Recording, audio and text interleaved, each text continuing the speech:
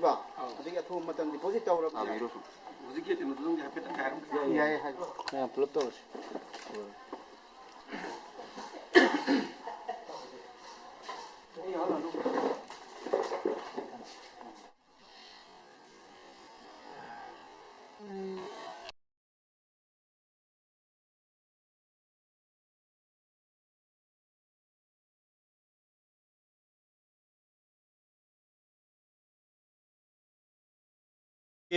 Kawaksing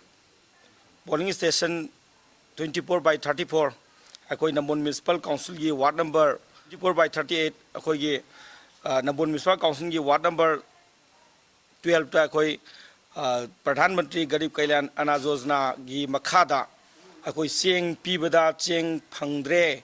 akoi gi imung kunmanga gi mioi sama mukta seng pibidre haiba wakat ama lakpasiga mari lenana akoi honorable MLA Sri N Loken Singa Nambon Assembly Constituency gi MLA gi maki dagi ayakna wafum khardang sengtok chari madudi hairiba ward asida akoi pifam thokpa DC na allocate torokpa akoi pot mafam dumakta da akoi pot pigi aduga SDO gi staff detain tawdana mafam do pot yengi laibak thibadi akoi mafam duda pot yeliba pot akoi gi yenno matamda pot olibadu akoi gi KG manga mikokta pigedabasida akoi henjen na pot pigibna maram moidana akoi pifam tokpa akoi na mi lising ama sahum yankai gi yenba konana ba pot pigragasu akoi oliba mafam dugi praja singna seng du phajana onbigidabna maram moidana mi lising ama ga sama ga nifu dagi hena akoi pot pigidabadagi akoi adugumba problem ji thokibani adubu asigumba problem ji Kawaksing kaktanatana IBD ward number 12 Nambon Municipal Council kaktanatana Nambon AC gi manungda mafam taraga nithoi humdoida haidiba problem si loina bak thoe maramdi praja singi waklonda Pradhan Mantri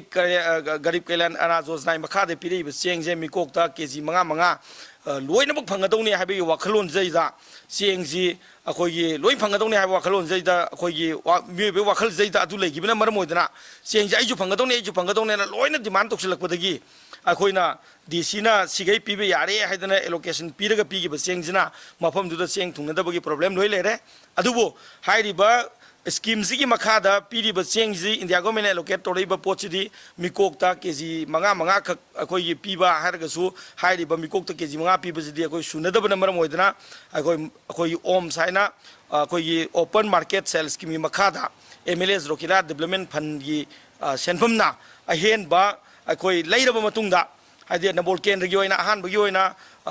479 quintal akoi leigre haide ba 479 quintal ji hapsalaga akoi gi Prime Minister gi package gi lakpa seng ji ga ni ji punjal lakanda prasad yen thokpani adu ba haide ba si yen thokpa matamda phangnadabagi problems hai Kawaksing kaltana Nambol AC gi oina mafam taraga mari manga da akoi leire akoi SDO na report torokoi matungina hairiba torokoi matungina leigibasigi matungina honorable MLA na su akoi gi tangai phadana hairiba praja singi jaida problem thondana pochi phangana na honabada akoi ngarang mak DC na hairakpagi matungina akoi another 135 quintal amamu akoi deposit tawre MLA Rokila Development Fund gi sentang na sebam dagi akoi deposit tawre atu matam na ngasi nongni da su pochi singani aduga hairiba thungnadre haiba problem thoi bampham sing pot pirani tawbadabu akoi Kawaksing gi ward number 12 ta aduga Nambol Kendra gi mafam 35 da thoiba problems di hairiba akoi na allocate tawriba poching se akoi phajana pibira magadi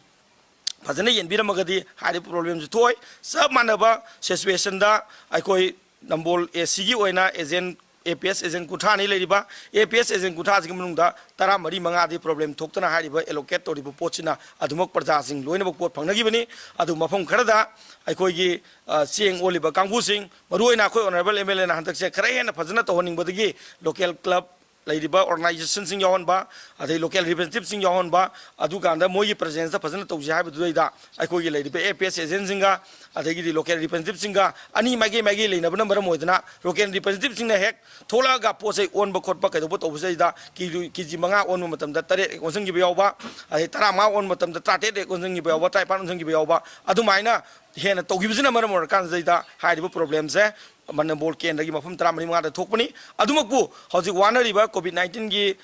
matamsida wanariba matamsida honorable MLA gi sumasi mai daita lobum toi habidu waklonda akoi hojik MLA Rokila Development Fund gi ngasai panjariba quintal samaga kuntha manga gi akoi deposit ngarang tore ngasi nong nini da akoi pot chingani aduga hariba nambol gi mafum singjai da akoi pot singje pitokna ba thorang tore aduna praja sing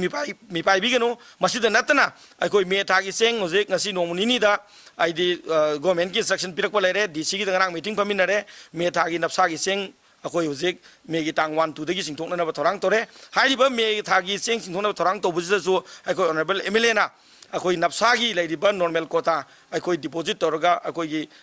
kg ma da lupa ahum da phangan ga da seng jisu honorable MLA na covid 19 gi hojik awaba tariba na bol kendra gi praja singi da muting bidana akoi hariba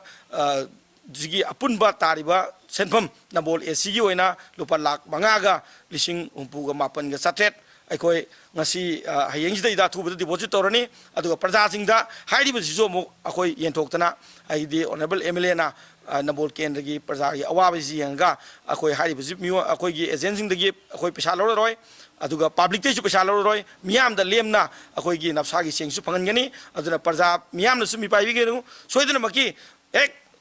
covid 19 gi problem ji le riba lockdown le riba makai di honorable MLA na nabol kendra gi seng gakta tana mana su angamba hona ba yaba hona gani haidana su mayam da hana akoi press media su tambire aduna mayam puna ma khangmin rabduni mi pai bi genu atu matam da seng pin na hona ri ha ba pham se thamjari